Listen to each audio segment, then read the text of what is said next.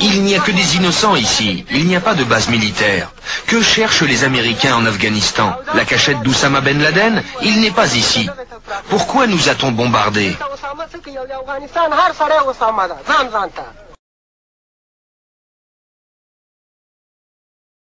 Environ 200 personnes ici sont mortes. L'Amérique nous demande de livrer Ben Laden, mais vous savez, en Afghanistan, nous sommes tous Oussama Ben Laden. Les pillages se multiplient comme dans ce dépôt de farine et de sucre. Il faut les empêcher de prendre la nourriture.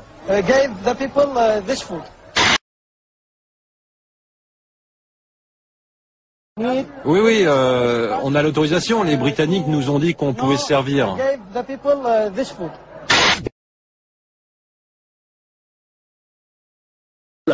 Aujourd'hui, pour séduire les jeunes, l'armée a une nouvelle arme de propagande, un jeu vidéo. Le joueur se glisse dans la peau virtuelle d'un soldat américain. Ce jeu a coûté 7 millions de dollars à l'état-major, mais il est offert gratuitement sur le site internet de l'armée. J'ai envie de jouer quand je regarde le journal de TF1 le soir et que je joue à la guerre. Je joue à la guerre en Irak. Et sincèrement, j'aime beaucoup les États-Unis, j'ai très envie de les aider quand je les vois comme ça.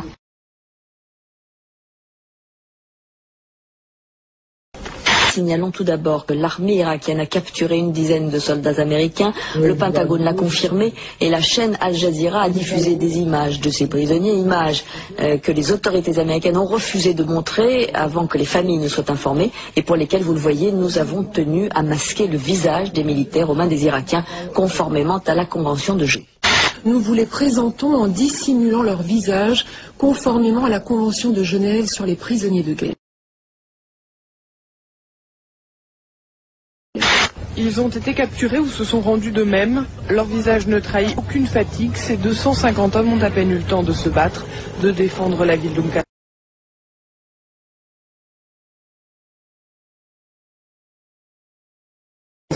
Nous venons de recevoir les images de cette première attaque terroriste contre les forces américaines au Koweït. Une attaque à la grenade lancée, je vous le rappelle, sur une tente. Le suspect de confession arabe a été arrêté, il a finalement avoué. Un suspect est arrêté. C'est un soldat américain, membre de la division. Donc un soldat américain de confession musulmane et non pas de confession arabe, comme je l'ai dit par erreur.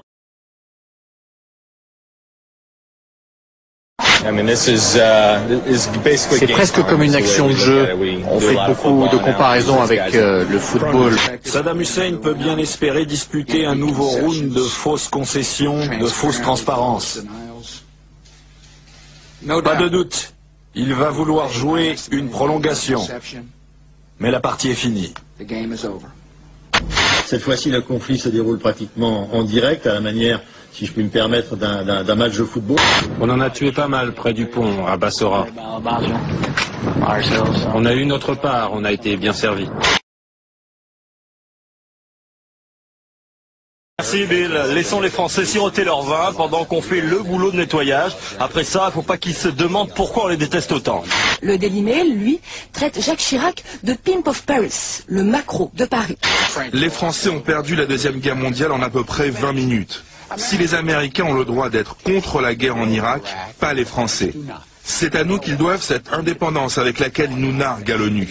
Les Français sont, 53% avec nous, c'est bon, mais 33% avec l'Irak. Mais c'est incompréhensible, c'est terrible. Si on peut faire ne serait-ce qu'une toute petite chose, une chose spéciale, comme ne pas acheter du vin français ou allemand, parce qu'ils ne nous soutiennent pas, si on peut faire ça, ce serait une manière de dire à nos gars, on est derrière vous à 100%. Si vous n'aimez pas l'Amérique, j'ai la solution. Dites adieu à ce pays et surtout, dites au revoir à ça. Demande à Jacques Chirac s'il veut répondre à de nouvelles questions de la presse française. C'est vous le patron, lui répond-il. Ah bon, c'est moi le patron, alors allons manger. Tout est dit.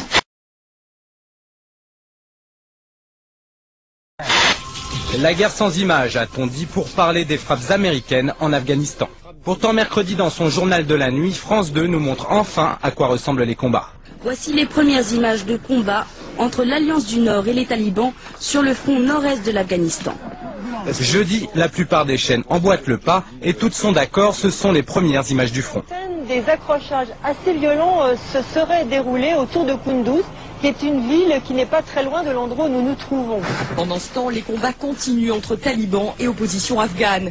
Dans ce journal, nous verrons aussi ces premières images de combat au sol entre les talibans et l'Alliance du Nord. Premières images d'une offensive de l'Alliance du Nord. Ces scènes de combat, filmées hier par une télévision libanaise, sont les premières images des affrontements qui opposent l'opposition afghane aux talibans. Seulement voilà, ces images n'ont pas été tournées cette semaine. L'équipe du zapping de Canal+ constate qu'elles sont en fait issues d'un documentaire diffusé sur Arte en août 2000. Pour preuve, ces images où il évite de justesse les trajectoires meurtrières de 2 roquettes antipersonnelles.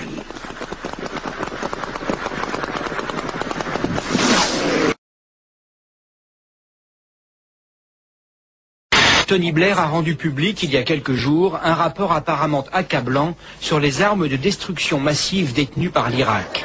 Mercredi dernier, devant le Conseil de sécurité de l'ONU et devant 1 milliard de téléspectateurs, Colin Powell vantait les mérites et le sérieux de ce document. Quelques heures plus tard, le scandale éclate lorsque la presse révèle que ce fameux rapport est un vulgaire plagiat, la photocopie avec faute de frappe d'origine d'une thèse rédigée par un étudiant californien. Les chiffres cités datent de 1991 et n'ont plus aucun rapport avec la réalité actuelle. Je suis stupéfait à quel point on ne comprend pas notre pays, tous ces gens-là qui nous détestent. Je n'arrive pas à y croire, car je sais à quel point nous sommes bons. La preuve ? Je demande à chaque enfant vivant aux États-Unis de gagner, de donner $1 qui sera utilisé pour nourrir et soigner les enfants d'Afghanistan. Et puis les largages de rations alimentaires continuent parallèlement. Le millionième paquet avec crackers au beurre de cacahuètes et garantie sans porc ni bœuf a été lâché. Vous voyez, un cérémonial était organisé pour l'occasion sur une base américaine en Allemagne. Seulement voilà, les stratèges américains viennent de se rendre compte que les rations alimentaires larguées et les mini-munitions contenues dans les bombes à fragmentation sont de la même couleur, le jaune. Environ 10% d'entre elles touchent le sol sans exploser, présentant comme les mines un danger pour les populations civiles. Hier soir, le chef d'état-major interarmé a jugé, je cite, « malheureux que ces bombes soient de la même couleur que les paquets alimentaires ». Du coup, pour tenter de clarifier les choses, les Américains ont décidé de larguer des tracts expliquant pourquoi il ne faut pas toucher les uns et pourquoi on peut s'approcher des autres.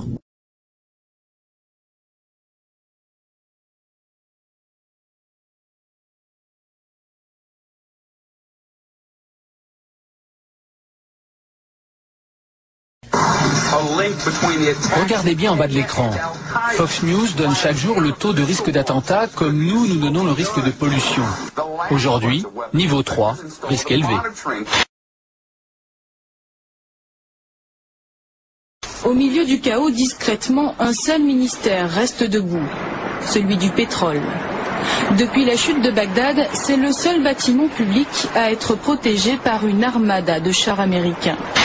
Les États-Unis qui préparent déjà la reconstruction, l'armée américaine a attribué un contrat très important au groupe Halliburton, qui avait été dirigé par Dick Cheney, l'actuel vice-président.